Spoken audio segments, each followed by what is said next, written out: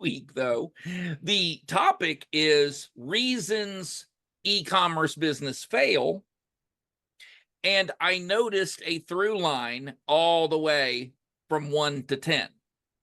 And so it's very fun to me. It all comes down to basically one thing. We could end this, pretty quick. If you guys want to wrap up in 15 minutes, I suggest we don't do that. But yeah, so that's what we're going to talk about. We're going to talk about, for those of you that have had a failed business in e-commerce, why it failed most likely.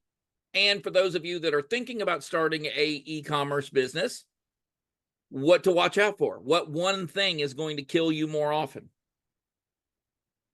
And the end of that, if you've never seen it, is fantastic.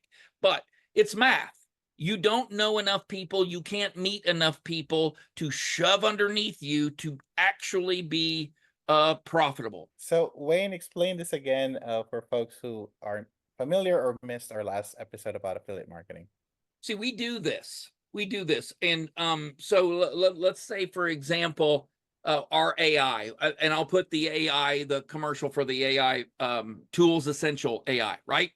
So I built a website, had a website built, and we have 200 tools. And those tools, I bring an audience to those tools. Each one of those tools are built by someone else.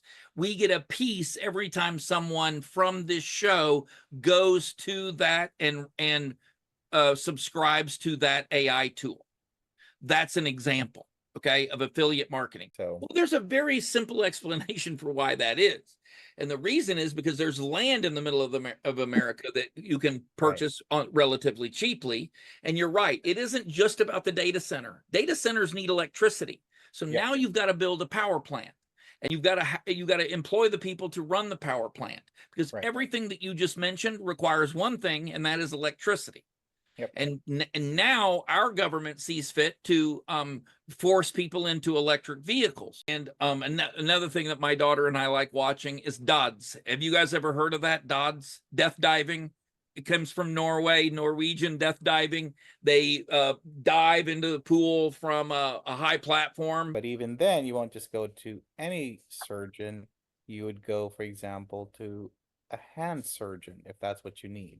Right. So the more specialized you get, the higher the payment, and obviously the more focused your clientele will be. And I tell my kids, be a teacher in one thing, be a student in everything else.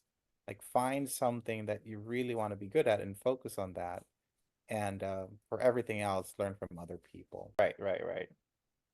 And conversely, all of us can go back and remember a name of a teacher that influenced us, that pulled us up, that inspired us. We've all had that teacher, right? That just was meant for the job. It could be that the quality is really good. It could be that it's amazing craftsmanship, but if you make handmade materials, crafts in the forest and no one hears about it, was it even made?